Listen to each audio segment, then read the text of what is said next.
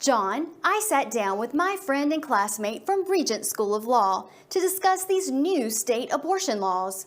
They are popping up all over the country and they are getting more and more strict, especially since Roe v. Wade has now been overturned, now making abortion a state issue. Nearly 1 in 4 women will have an abortion by the age of 45 in the U.S. That's according to the Guttmacher Institute. That is one statistic the recent trend in state laws is trying to change. I sat down with my friend and old classmate from Regent University School of Law, attorney Scott Forbes, to discuss these changes and what they mean. What states do you see more changes going on? Your red states definitely have changes going on now. And when you say red states, you mean like the Bible Belt, right? I mean, we're talking about the Bible Belt. It's certainly on the Bible Belt, those red states are, yes. With all the new state abortion laws, Roe v. Wade was really put to the test.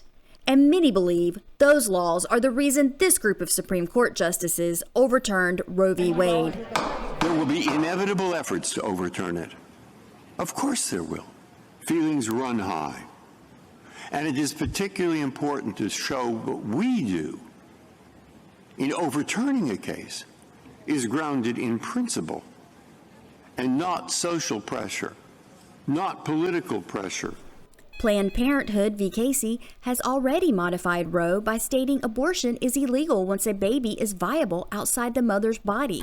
The Supreme Court defined that as 24 weeks. Now many states have attempted to enact their own version of the viability standard, called heartbeat laws.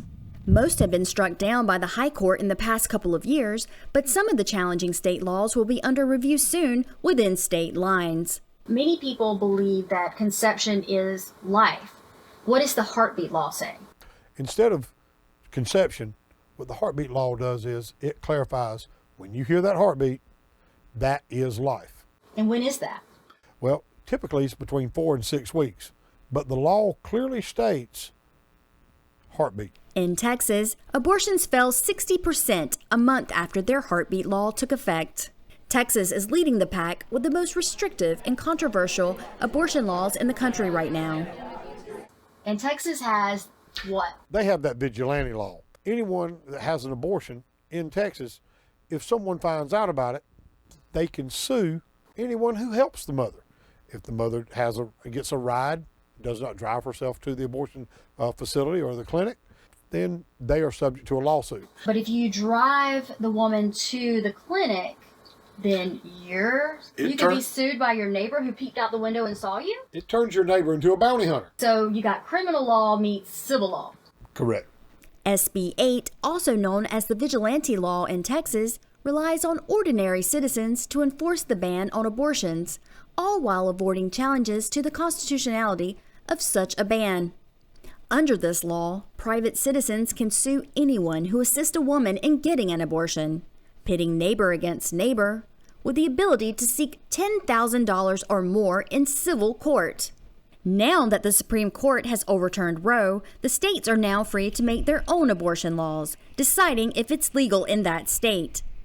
12 states currently have trigger laws that immediately banned abortion now that Roe v. Wade has been overturned by the High Court. So all these states, they're coming up with all these different laws. Once they're passed in the states, what happens? Once they're passed in the states, it becomes that law in that state. These laws will limit the right of some women to get abortions. It will mean that less abortions will be performed. Less abortions will happen, and more children will live.